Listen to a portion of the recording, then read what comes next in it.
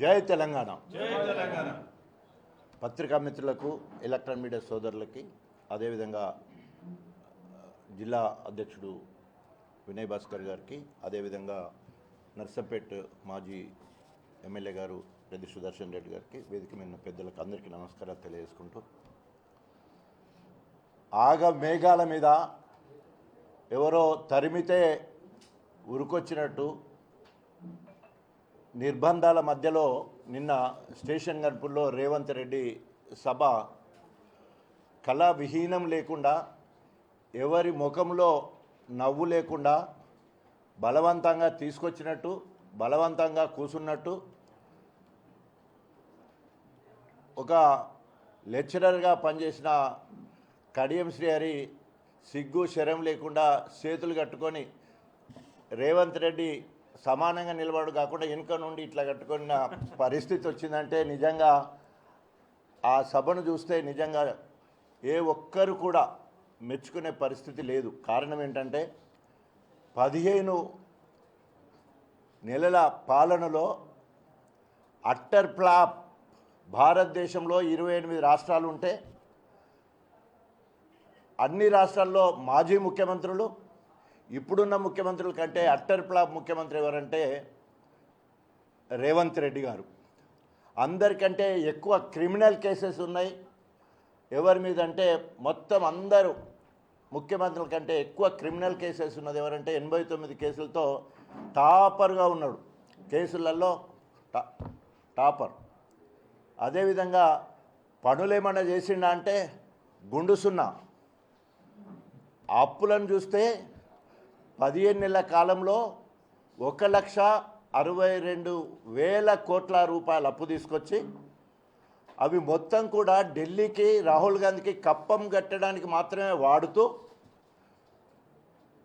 పాడిందే పాడినట్టు BRS ప్రభుత్వం మీద తెచ్చిన అప్పుల మీద మొత్తము ఓ సెషన్ మొత్తం కూడా మొత్తం అప్పులు ఇప్పటి వరకు బీఆర్ఎస్ ప్రభుత్వం ఉన్నప్పుడు చేసిన అప్పులు 4,17,496 కోట్ల రూపాయలని నిర్దిష్టంగా అప్పుడున్న ఆర్థిక శాఖ మంత్రులు హరీష్ రావు గారు క్లియర్గా అప్పుల వివరాలు పూర్తిగా చెప్పడం జరిగింది.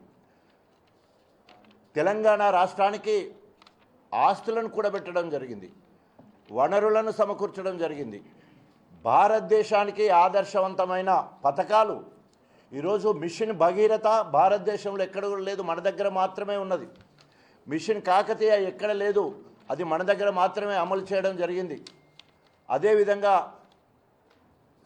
మనకు కాళేశ్వరం లాంటి ప్రాజెక్టు, పాలమూరు రంగారెడ్డి లాంటి ప్రాజెక్టు, అదేవిధంగా ఎస్ఆర్ఎస్పి పునర్జీవ పథకము, సీతారామ ప్రాజెక్టు, ఈ రకంగా ప్రాజెక్టులు మరి అనుతున్న దేవాలయాలు అంటారు కదా, అట్లా ప్రతి రైతుకు ప్రతి ఎకరాకు నీళ్ళు ఇవ్వడానికి, ప్రతి నియోజకవర్గానికి 1,00,000 ఎకరాల మాగానికి నీళ్ళు ఇవ్వాలనే ఆలోచనతో ఒక బృహత్తర పథకాన్ని ఏర్పాటు చేసుకుని కేసీఆర్ ముందుకు పోవడమే కాకుండా, నాలాంటి నియోజకవర్గంలో ఈరోజు సిగ్గు శరం లేకుండా తిన్నింటి వాసాలు లెక్కబెట్టే కడియం శ్రీహరి 10 ఏళ్ళు సచ్చిన పాము లెక్కుండి తోకాడిస్తే క్రమంలో కేసీఆర్ గారి పుణ్యమా అని చెప్పేసి జీవి గంజి పోసి మళ్ళీ లేపితే ఎంపీ అయ్యింది, ఇక్కడనే ఉప ముఖ్యమంత్రి అయ్యాడు, ఎడ్యుకేషన్ మినిస్టర్ అయ్యాడు, 2 సార్లు ఎమ్మెల్సీ అయ్యాడు, చివరికి ఎమ్మెల్యే మా పార్టీ నుండి గెలిచాడు.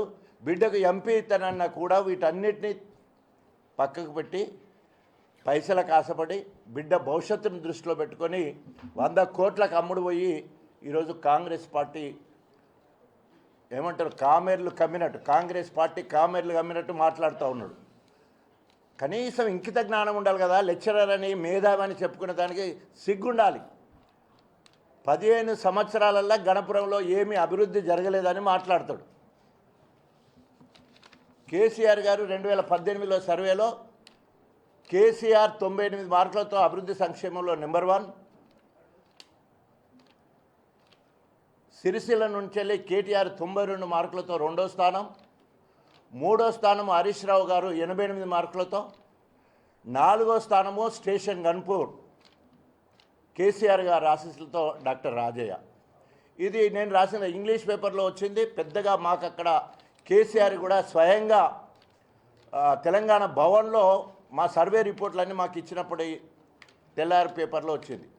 అన్ని ప్రధాన పత్రికలు